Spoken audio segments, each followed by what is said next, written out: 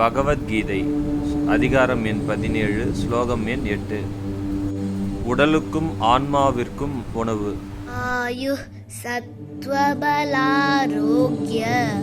சுகப்ரீதி விவர்தனாஹ ரஸ்யாஹ் ஸ்னிக்தா ஸ்திரா ஹ்ருத்யா ஆஹாரா சாத்விக பிரியாஹ.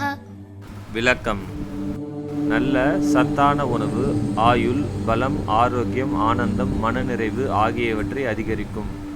உதாரணங்கள்: பழங்கள், பால், நெய், காய்கறிகள், பச்சை இலைகள், பாசிப்பருப்பு வகைகள். இவை நம் உடலும் மனதும் சமநிலையில் இருக்க உதவுகின்றது.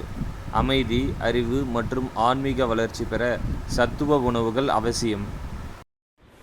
இது போன்ற பல சுவாரஸ்யமான வீடியோக்களுக்கு please like, share and subscribe the channel.